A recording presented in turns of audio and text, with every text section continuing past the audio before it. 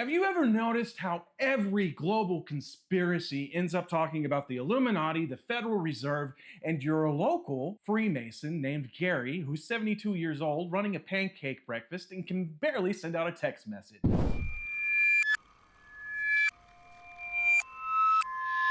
Just so you know, we're running a timeline here, so you can come at me all you want, and I look forward to reading it in the comments, but I'm backing this video with receipts. Sorry to interrupt, but you may be watching this video thinking, why is Fluff wearing a shirt with a coffin symbol on it? Well, I'm glad you could just ask, because this is one of the new shirts that I have at On Point Masonic Shop. This is part of the Just Ask series. The crazy thing about this shirt is I haven't had it very long. I think I've had it since Sunday, and I wore it to HEB the other day, and I was asked about this symbol and Freemasonry 2 times. And I was only in the store for maybe 45 minutes. So this shirt and the shirts on the Just Ask line, they start the conversation about Freemasonry, and they allow you to present them to the public in a way that you might not have been able to present them before with just the square and compass. So if you're interested in the Just Ask line, make sure you go to onpointmasonicshop.com. We'll see you there. First major anti-Masonic attack wasn't a YouTube video or a TikTok video or made by a high school dropout who suddenly poked his third eye and became an expert in symbolism and languages. I am the smartest man alive! Modern Freemason lies? They aren't new. They're recycled. And to do this right, we're gonna have to start all the way in the beginning.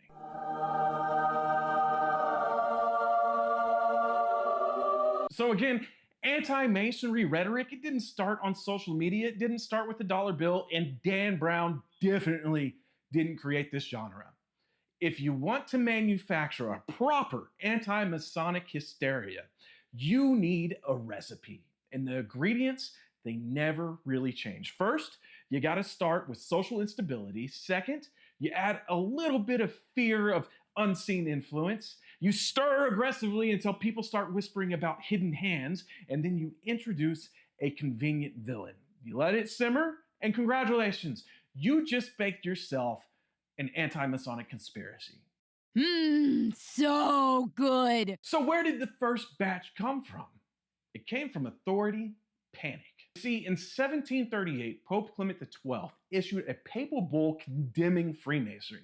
Not because there was proof of world domination, not because there was a secret demon ritual, but because private, obligated, bound networks of men were meeting outside of the church oversight. It doesn't assume the innocence, but when a centralized power can't see inside of that room, it always assumes a threat. Are you threatening me? Freemasonry, as we know it today, had only formalized in England in 1717 with the formation of the First Grand Lodge of England. By the 1730s, the lodges were spreading across Europe, and there's something that most people just can't comprehend in this modern time. Europe in the 1700s did not look like Europe as we see it today. There was no European Union. Oftentimes, lands were controlled by competing factions of family lineage and nobility, and people who were in positions of power and authority often favored their homelands. Italy in 1738 was not a unified country as we know it today. It had about a dozen fragmented states and republics, and those individual leaders were heavily influenced by the major global powers of the day. This region in particular was influenced by Austria and Spain. And the ruling class, they didn't look at Freemasonry as a social club. It was seen as an enlightened threat where members of outcasted nobility could meet with the normal working class citizens, share these ideas of knowledge and light, and quite possibly incite some sort of rebellion or revolt. So to them, Freemasons were private, oath-bound networks of men from these different nations with different political loyalties, different Christian denominations, and they're meeting behind closed doors. But at this time, Freemasonry didn't even have a really good system to work with. Yes, we had the Anderson Constitution and the landmarks of the fraternity kind of laid out, but each Grand Lodge was sovereign, each with their own treaties and recognitions, regulations, rules, constitutions, and even membership requirements. So kind of exactly the same way we have it today, except it was the Wild West because they were all making it up as they went. In Florence, Well, Florence was a Protestant Hanoverian that admitted Catholics and atheists, a practice which today is considered irregular and would not be accepted by practicing recognized craftsmen. The Jacobites, they didn't just have completely clean hands in the situation.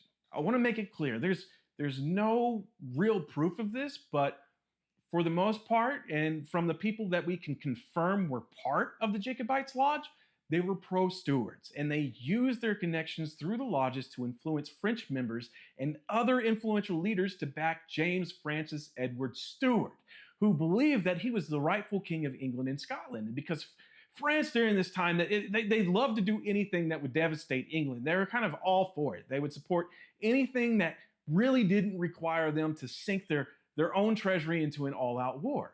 Well, everyone except Cardinal André Hercule de Fleury. He was the chief minister to Louis XIV of France. And just paraphrasing here, but I imagine that he went to King Louis and they were talking one day and he said something like, you know, Britain's going to blame us no matter what. They don't like us just as much as we don't like them. And we don't have the money to raise an army right now. We can't beat them at sea.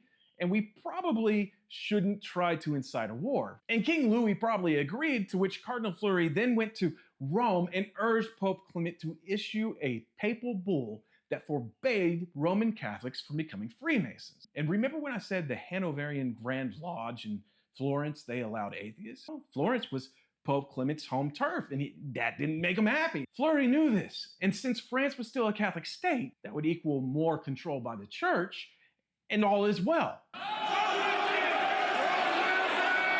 The problem is Pope Clement kind of liked James Stuart. He wanted to accommodate him, but he also didn't want to antagonize Britain because since Sweden and England had split from the Catholic Church in the 1500s, the church had lost more and more influence over the years, and they needed that influence because it meant land, money, and at this time, European countries, they were still in empire-building phase, so trying to show dominance over a country that is long split from the Roman Catholic Church and authority, it just didn't seem like it was in the best interest of the church. So what did Pope Clement do?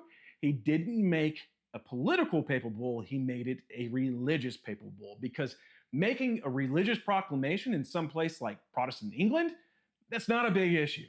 In the rest of Europe, it's different. So tell me if this sounds familiar, because these are the words that he wrote. The membership of Masonic lodges spreading far and wide, daily growing in strength. But it is the nature of the crime to betray itself and to show itself by attended clamor. Thus, the aforesaid societies or conventicles have caused in the minds of faith of the greatest suspicion in the prudent upright men who have passed judgment on them as being depraved and perverted. For if they were not doing evil, they would not have so great a hatred of the light. The bull goes on to note that a growing rumor has caused several governments which considered it a threat to their own security to cause such associations to be prudently eliminated, and expressed danger was the private rules that bound members. They do not hold by either civil or canonical sanctions. To sum it up, the Pope is saying that Freemasonry is bad because of secrecy, it's bad because of oaths, it's bad because religious indifferentism, and it's a potential political instability. And what this bull did is it effectively banned Catholics from joining Freemasonry. And not just Freemasonry, but other secret societies as well, unless they were made up of Catholics only. For example, the Knights of Columbus, Opus Dei, or my particular favorite, the Order of the Pug, where members are initiated into the fraternity wearing dog collars, walking on all fours, and making barking noises for the password. And I wish I was making this up, but man, 18th century Europe, it was something. That's stupid. Why? People fart backwards. So you see, the church didn't condemn Freemasonry because it proved world domination. It condemned it because it couldn't control the fraternity. In 18th century Europe, secrecy plus cross-border loyalty and networks, that equals a threat. It wasn't about demons. It was about authority, influence, and money. And here's the pattern starting to form. When centralized power cannot see inside of your room, it assumes the room is dangerous. That's the spark, and now all you need is a little gas. 98 years after the first papal bull against Freemasonry, United States of America decides to light the match, and his name was William Morgan. Born around 1774 in Virginia, he was a stonemason by trade. He was married, he had 2 kids, but he did have a reputation for drifting and financial instability. By 1826, he was living in Batavia, New York. Morgan claimed to be a Freemason, but many local Masons actually disputed that. Some said that he had received degrees irregularly, some claimed that he was suspended for unpaid dues, and others actually questioned whether he was actually ever properly recognized. Translation? He was on the margins, he was on the fringe. Now here's something that people don't really mention. Morgan wasn't actually the first person to publish a Masonic ritual material expose. Not even close. By 1826, dozens of exposés had already been printed in Europe and America. Freemasonry had been exposed repeatedly for over a century. So why Morgan? Simple. He wanted money. And Morgan partnered with a local publisher, David C. Miller, to print a book titled Illustrations of Masonry. Before the book even hit the press, tension escalated. Morgan was arrested on what many viewed as minor charges, including an alleged unpaid debt. He was jailed, released, then taken again, and then he disappeared. That's it. That's the gas. There's no confirmed body, no murder conviction, no proven execution order. Several men, including Masons, were later convicted of conspiracy to kidnap Morgan. Not murder, just kidnapping. Still bad, but they served short sentences. Now this is where it starts to get interesting. Morgan disappears, but his publishing partner, David C. Miller, remember him? What happens to him? Nothing. He isn't kidnapped, he isn't silenced, he isn't murdered. He publishes the expose anyways, and it sells. It's a best hit. In fact, I'll put a link in the description of this video so you can go buy the book if you want. So if it was some sort of airtight secret society assassination machine, why leave the printing press running? That question, it doesn't really exonerate anybody, but it does complicate the narrative. And a complicated narrative, it just doesn't trend very well. So what does trend? Optics. Basically, a man threatens to expose a secret society. He disappears. The members of this society are all arrested, and that's enough. This makes things so bad. During the investigation, lodges across New York began to shut down. They lost over half their lodges. Membership plummets around the nation. Between 1826 and the early 1830s, hundreds of lodges surrendered their charters or went dormant. It almost collapses entire Grand Lodges. The fraternity goes absolutely dark, and it's not because any guilt was ever proven, but it's because the suspicion was actually lethal. And America does what America always does when it smells corruption. It organizes. And despite whatever Brother George Washington's warning was about political factions, we go out and we create one. The Anti-Masonic Party. The Anti-Masonic Party was the first third party in the United States history. This is recorded by the U.S. Congressional Historical Records. And this wasn't an offshoot fringe group. This was real. They held the first national political nominating convention in the United States history in 1831. They ran William Wirt for president in 1832. They elected governors, they had congressmen and state officials. Future President Millard Fillmore had early anti-Masonic associations. And for a moment, anti-Masonry was mainstream. It was all the rage. And that changed the recipe. In 1738, the accusation was religious deviation. In 1826, it now becomes political corruption. Now it's not that these members may offend God, it's that they might undermine democracy because Masons protect their own above the law. That narrative will never die because once people believe a private network shields its members from consequences, every closed door becomes suspicious. You don't need proof of what they're actually doing, you just need a story that feels plausible enough, and people tend to read and listen.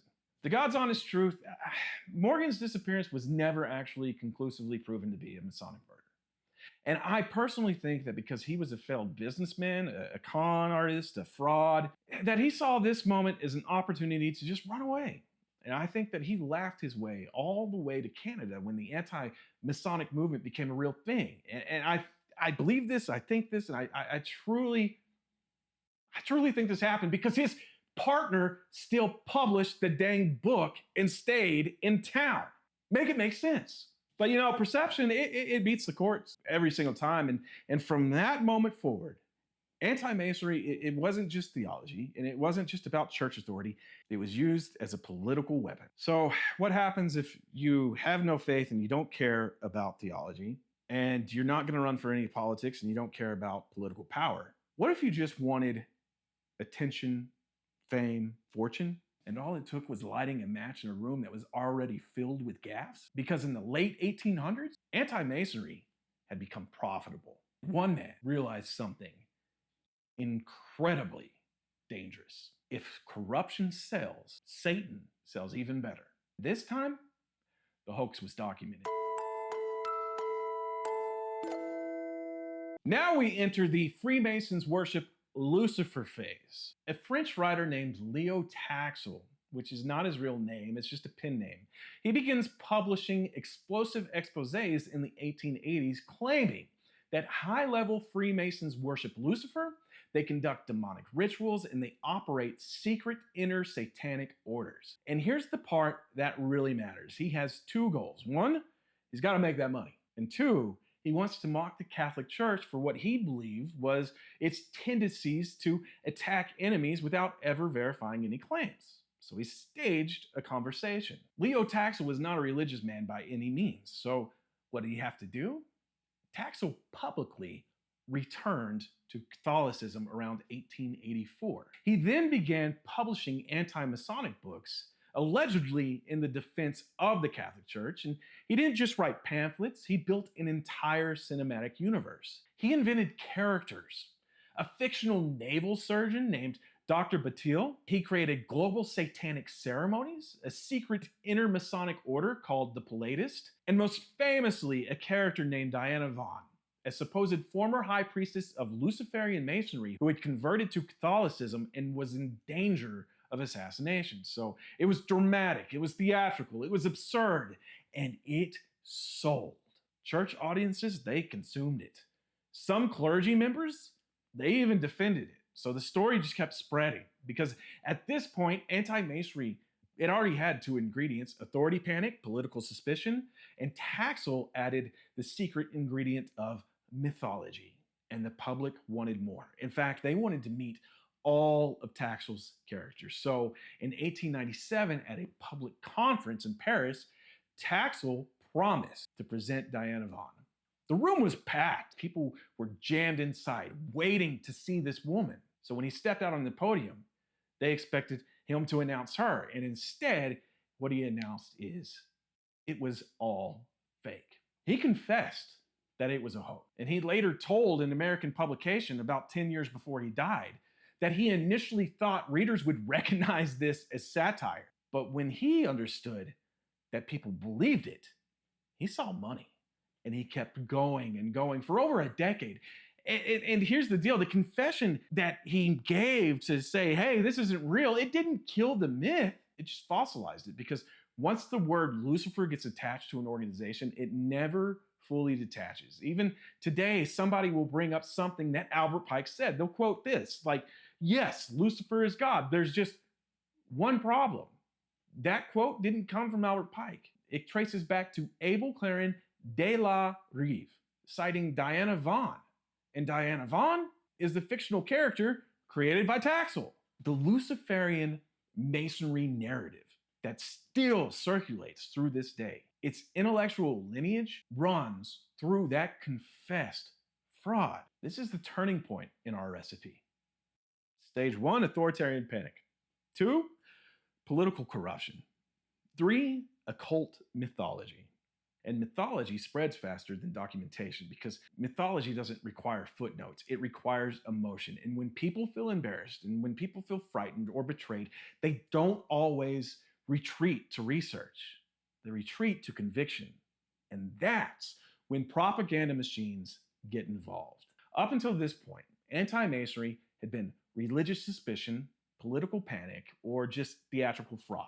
But at the turn of the 20th century, something happened that changed and tipped the scales entirely. Anti-Masonry fuses with anti-Semitism. Enter the Protocol of the Elders of Zion,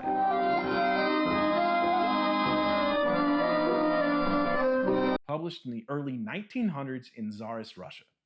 The protocols claimed to be the secret minutes of Jewish leaders plotting their global domination, and there was just one problem with this documentation: forgery. Historians have traced large portions of the text to earlier political satire and plagiarized material. The Protocols of the Elders of Zion is a fabricated document that's used to promote anti-Semitic conspiracy theories. But here's where it connects to our timeline. Many editions and interpretations of the Protocols, they didn't just accuse Jews, they accused Jews and Freemasons of forming a coordinated global conspiracy, and it's both bad. The phrase Judeo-Masonic begins appearing in this propaganda, along with other words like Zionist and words that I actually do not feel comfortable saying out loud. So you have your authoritative panic, you have your political corruption, you have your satanic mythology, and now you have a global domination narrative. And this version spreads fast because now it isn't just about lodge meetings, it's about banking, it's about media, it's about governments, it's about war, it's about everything that has to do with your possible personal failures in life. It can now be blamed on the Jews and Freemasons. And unlike the Taxil Hoax, this wasn't a prank, it was actual political fuel. The protocols were first published in 1903 in Russia. Then it was translated and pushed out in many languages across Europe. Directly after World War I, it kind of became a viral hit. And in 1921, newspapers like the Times in England and the Frankfurter Zeitung in Germany, they had to start publishing back and saying that, hey, this is actually black propaganda. It's a hoax. It's distributed. But by then, the damage was already done. And in 1933, teachers were actually lecturing students on it in Germany as if it was positively facts. The protocols were officially weaponized across Europe. And if you're trying to unify a population under fear, nothing works better than a hidden global enemy. The Judeo-Masonic conspiracy becomes state doctrine in places like Francoist Spain, Mussolini's Italy, and Nazi Germany. Now, anti-Masonry isn't a rumor. It is now policy. And here's the part that just really gets me, because once it becomes tied to national identity, it stops just becoming fringe and trendy. It becomes law. This is where anti-Masonry leaves the realm of hoaxes and jokes. It becomes a full-on persecution. And when the state decides that a secret society is the enemy, the consequences are no longer theoretical. They're lethal.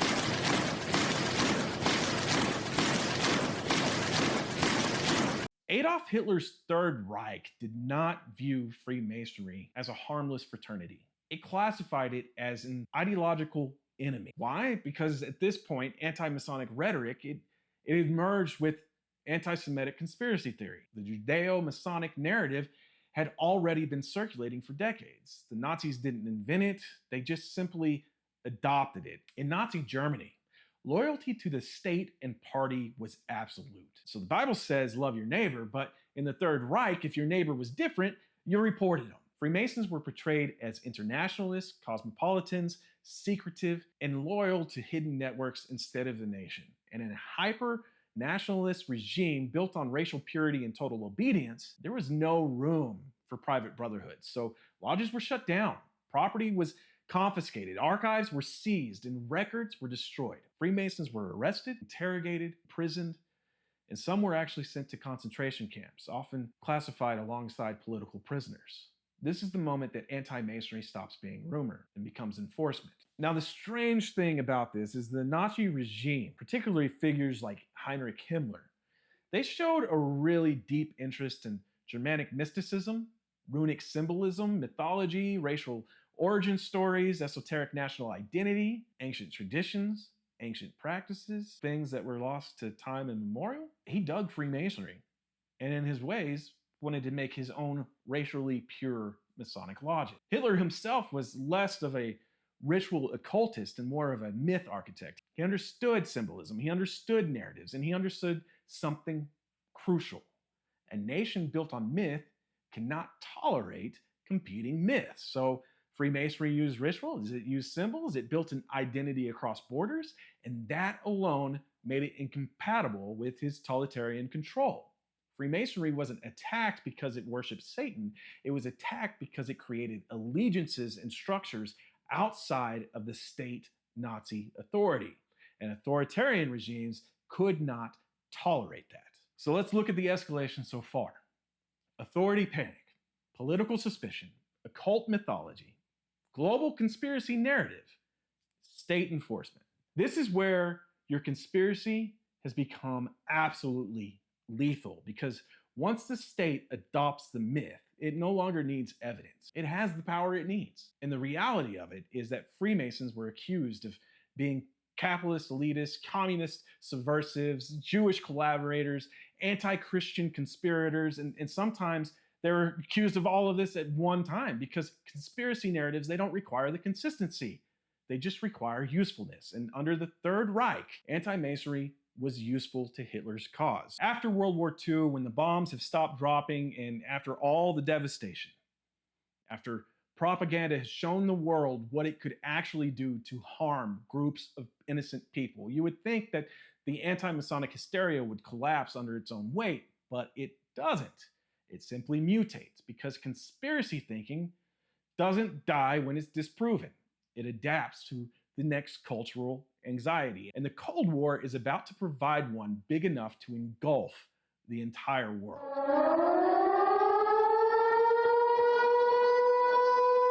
After World War II, the world just fractures, completely splits. Capitalism versus communism, East versus West, democracy versus totalitarianism. Fear becomes the operating system of the planet. In that environment, the recipe mutates again. Now watch this close because this is where it gets tricky. On the communist side, in Marxist ideology, independent civic institutions are threats. The Communist Party is the supreme authority. So what happens to Freemasonry when a supreme authority is introduced? As we've learned, it's suppressed. In the Soviet Union and the Eastern Bloc countries, lodges were absolutely dissolved, Masonic property was confiscated, and fraternal organizations were banned or observed. Freemasonry was prohibited in the Soviet Union following the Bolshevik Revolution, as an independent civil association was incompatible with one-party rule.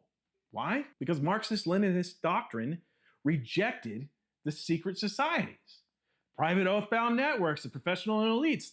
That looks like capitalist infrastructure. That looks like Western influence. That looks like ideological contamination. So in communist propaganda, Masons become elitists. They become capitalist manipulators. They become tools of the Western imperialism. They're the same characteristics as before: international connections, private meetings, cross-border networks. And in a communist system, just like all the other systems, that's a threat. Thank God for capitalism, right? Let's flip to the United States. The late 1940s and 1950s, you have the Red Scare.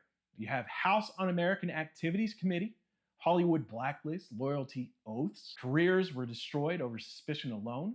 Enter Senator Joseph McCarthy. And before somebody even decides to type it, no, McCarthy was not a Freemason. There's zero credible evidence of that. And if there were, it would already be in every conspiracy thumbnail on Earth.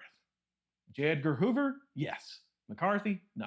Back to the point. McCarthyism operated on suspicion, and proof became secondary. Association absolutely became guilt, because between 1947 and 1956, thousands of Americans were investigated for alleged communist ties. Many lost their jobs without any criminal conviction. Now, here's where it gets absurd. In communist countries, Masons are labeled as capitalist agents. And in anti-communist America, fringe writers begin labeling Masons as internationalist global planners, secret socialist architects, elitists pushing one world governments.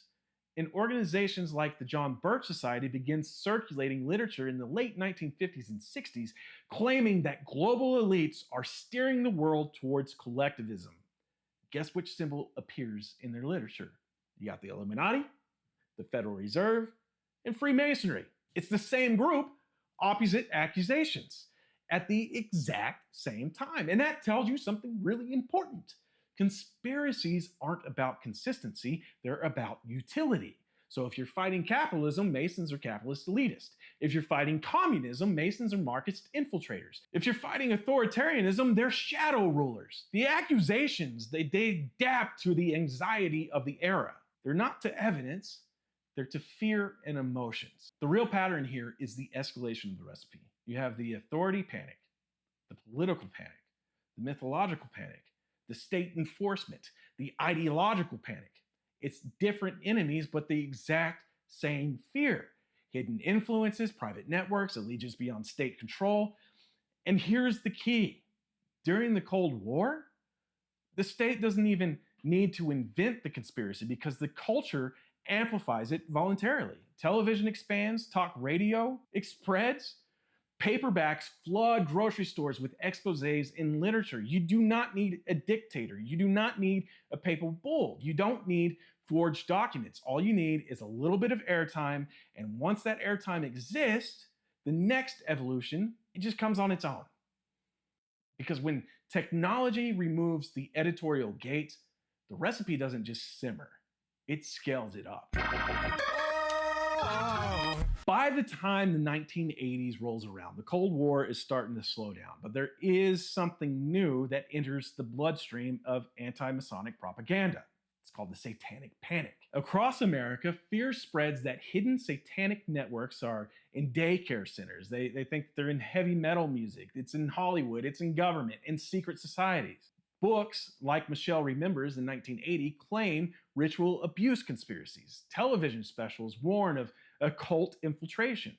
Church seminars teach parents how to spot satanic symbolism in cartoons. The Satanic Panic of the 1980s led to numerous investigations and prosecutions, later shown to lack credible evidence by the FBI Behavioral Science Unit findings. Now watch this recipe resurrect itself. Stage 1, social anxiety. Stage 2, fear of hidden influence. Stage 3, a convenient villain. And what old villain already had symbols and rituals and secrecy attached to it? Freemasonry. The Lucifer narrative, born in the Taxil Hoax, quietly re-enters evangelical literature. Suddenly, sermons across America, pamphlets, and VHS lecture tapes, they begin claiming that Masonic obligations, they're satanic. The G stands for false god, or generative principle, or Gnostic. The higher degrees, they hide Luciferian worship. And here's the irony of it. Much of the Lucifer language that's being recycled, it traces back to Leo Taxil's anti-Masonic fraud. The Pike quotes start to resurface, the Diana Vaughn mythology resurfaces, the Palladian myth resurfaces, and without the footnotes, without the confessions, without the actual context, it's no longer framed as satire, it's framed as divine revelation. Now, here's something important. This wasn't the entire evangelical church. It was just subsets of it, but it was very loud. In the 1980s, loud meant television ministries. It meant cassette tapes, conference circuits, Christian bookstores. And for the first time in American history, anti-Masonry no longer becomes mass market religious content. It no longer becomes a political platform or a papal bull.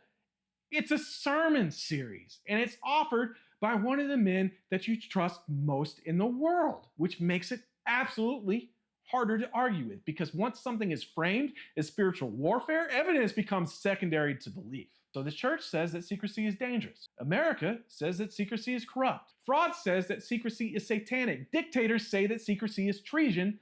Ideologues say that secrecy is infiltration, and evangelicals say that secrecy is demonic.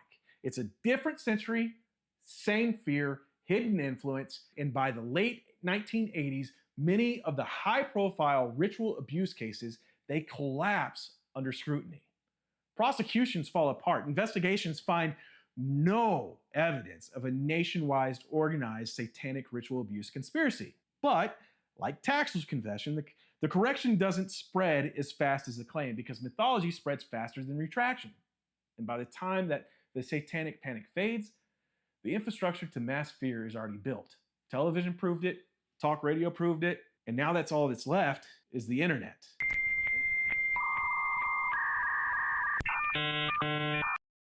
And when the algorithm arrives, the recipe doesn't just survive, it industrializes. So now we arrive at the internet, and for the first time in human history, every person on Earth can access nearly all recorded knowledge from a device that's in their pocket.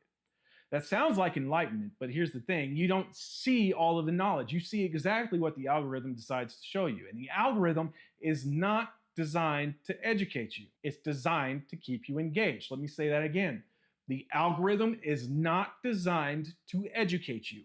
It is designed to keep you engaged. Now think about what keeps people engaged. Outrage, mystery, hidden knowledge, us versus them, moral urgency, which just so happens to be the exact emotional fuel of the conspiracy culture. Layer into something else, internet addiction, dopamine hits, short form content. Studies have actually shown that social media platforms are intentionally designed to trigger reward loops similar to gambling mechanics. You don't just consume the information, you chase for the information. And outrage spikes dopamine faster than nuance. Research from institutions like Harvard Medical School and the American Psychology Association that have documented how social media platforms exploit reward-based engagement loops similar to addictive behaviors. Now add parasocial relationships, and you don't just watch creators, you feel like you know them, you trust them, you defend them. You actually start to adopt their worldview. And when someone you feel connected to tells you, I'm about to reveal what they don't want you to know, that just hits differently than a textbook because it feels personal. Now combine that with cyberbullying and digital mob behavior, because in previous centuries, if somebody accused a secret society of evil, distribution was limited. But a viral clip, it can generate thousands, if not millions of views and comments in just minutes. Harassment, dogpiling, doxing, stalking, the internet doesn't just spread suspicion, it amplifies hostility. And here's the irony about the whole situation. We have more access to documented archives and historical records, court transcripts, and primary sources than any time in human history. You can literally pull up the 1738 papal bull on your phone. You can read the 1897 Taxil Confession. You can access FBI reports on Satanic Panic. The knowledge is there, but the algorithm decides what rises to the surface of your feed. It doesn't reward long-form nuance or primary source analysis or historical context. It rewards certainty, confidence, drama, emotion. So what happens? Authority panic becomes deep state. Political corruption becomes globalist cabal. Taxil's Lucifer myth becomes 33rd degree revelation. The Cold War infiltration becomes the new world order. It's the same recipe, just new packaging for a new century, and it's optimized now for engagement and metrics. And it's scary because conspiracy culture today, it isn't powered by institutions, it's powered by attention, and it's monetized. Clicks generate revenue, fear generates clicks, and certainty generates loyalty. And loyalty generates community, which is why conspiracy creators often build tight parasocial tribes. Because when you feel like you belong to a group that knows the truth, it's intoxicating. And once identity attaches to that belief, evidence becomes irrelevant. So for 300 years, anti-Masonry required that church authority, political campaigns, fraudulent publishing, state enforcement, broadcast networks. And today, all it requires is engagement, and engagement is automated. The internet, it didn't invent anti-Masonic conspiracy, it just industrialized it. It gamified it, it monetized it, and it made it addictive. We have the sum total of human knowledge at our fingertips, but we don't consume the knowledge. We consume the feeds, and the feeds is curated. So the question isn't, why do people believe in these things? The better question is, what incentives are shaping what they see? Because the recipe never changed, only the delivery system did. So let's review. In 1738, a pope sees a private network and calls it dangerous. In 1826, a man disappears and suspicion becomes politics. In the 1890s, a fraudster invents Luciferian Masonry and the myth survives the confession. In the 1930s, a regime turns conspiracy into law. The Cold War, both sides accuse the same group of opposite crimes. In the 1980s, Satanic Panic resurrects a documented hoax. In the internet age, the algorithm scales it all. 300 years.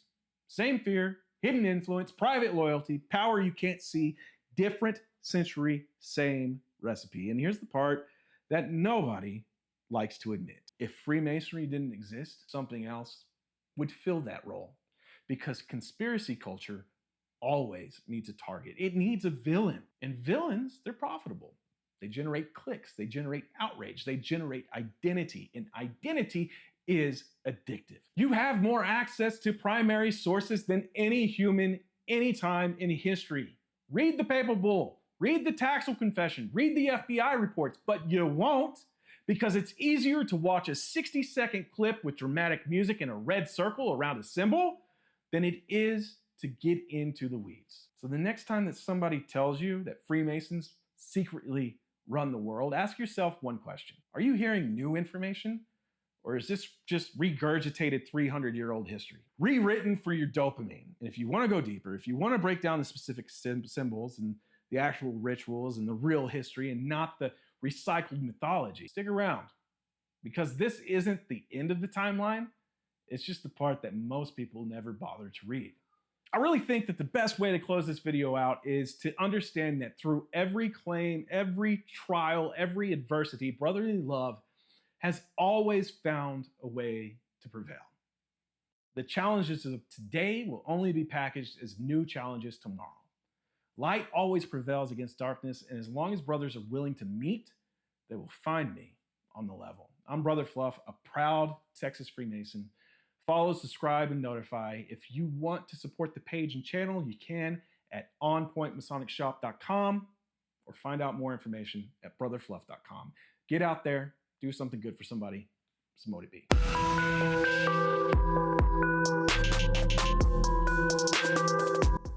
But my grandpa's a 33rd degree Mason. Your grandpa didn't go to Cracker Barrel, you son of a